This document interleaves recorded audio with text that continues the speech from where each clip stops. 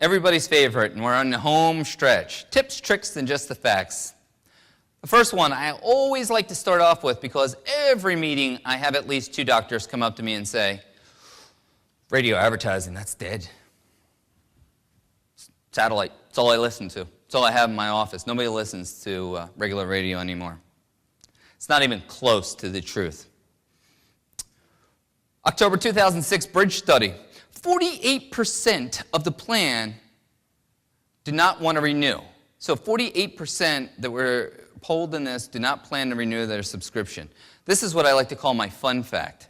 6% of all Sirius subscriptions are sitting unsold in car lots.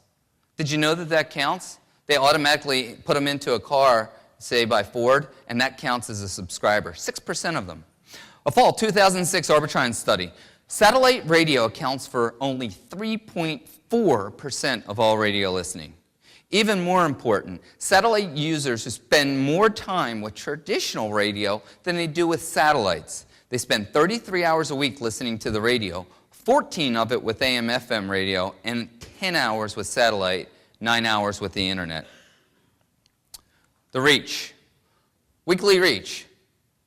Radio reaches on a weekly basis 228,156,400 people.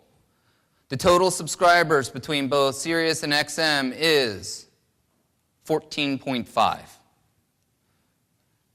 There are fewer subscribers to XM and Sirius combined than there are people in the New York metropolitan area.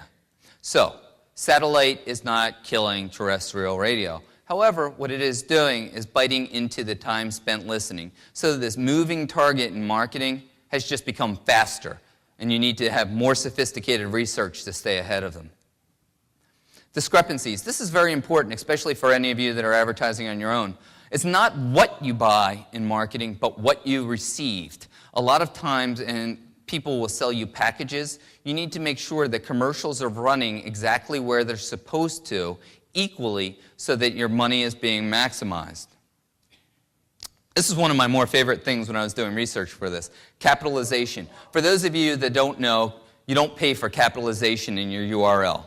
It's lowercase or uppercase. But what will happen is you should use proper use of capitalization, or else the way the humans are trained to read, they will read the wrong thing and go to the wrong website. And here are just some examples of real websites.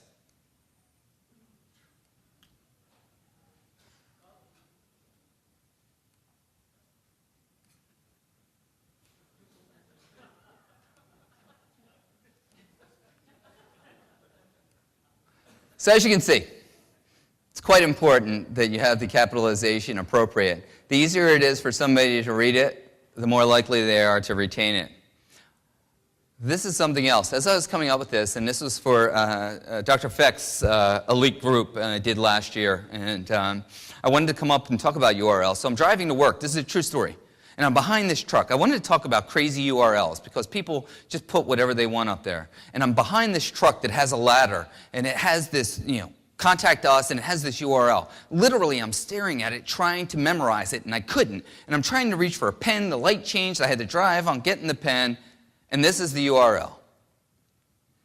And I have no idea. I'm trying to memorize them, like Par Eka Yamaya Persima. I'm like, first of all, what is this company? I finally get it. It turns out that it's Commercial and Residential Building Company. I didn't get anything from that URL on that. It's important that you have something that people can memorize or that they can easily spell. Which brings me to the spelling of various names. Don't assume everybody is extremely intelligent, and heard you correctly. Especially if you have a different name or you use your name. Here's a real quick tip. Anyone of you has come back. Some of you that have Dr. Smith or Dr. So-and-so as your URL, and you probably only purchased DR, purchase DOCTOR as well, and just link it. It only costs $8 at GoDaddy.com. This is an example of one of our doctors, Dr. Michael Campbell on Long Island, K-M-P-E-L. I asked him if he would let me buy him 6 different names to that. C-A-M-P-E-L-L, C-A-M-P-E-L, D-O-C-T-O-R, K-M-P-L. I was fascinated after 2 months. Here are the different URLs and the consistency that people typed them in almost across the board.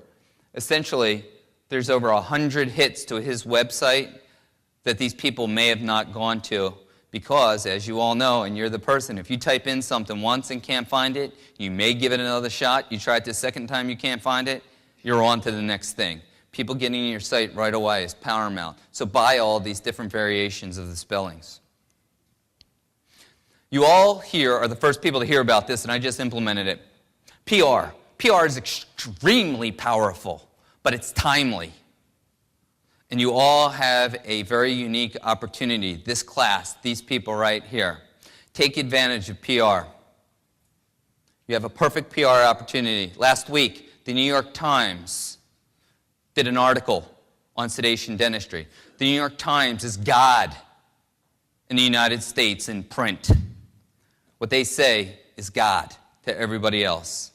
You have the chance now to piggyback on that. The AP, the Associated Press, picks up on these stories and talks about a big picture. Well, I'm in Little Rock, Arkansas, and we don't care that much about them big city folk. Well, what if a little local dentist in Little Rock also does sedation dentistry? You all got something sent to you or was on your table today that has instructions on how you can go back and immediately capitalize on the PR from this by simply writing a letter and making a couple telephone calls to the media outlets in your area and you positioning yourself as the sedation dentist in your area. I highly recommend you do it. And I want to thank all of you again for showing up. If you have any questions, please stop by. Thank you. I trust the information in this presentation has been both enlightening and educational. To learn more about RAMP, the Dentist Advertising Agency, or to receive a free market analysis, simply call 800-620-7267.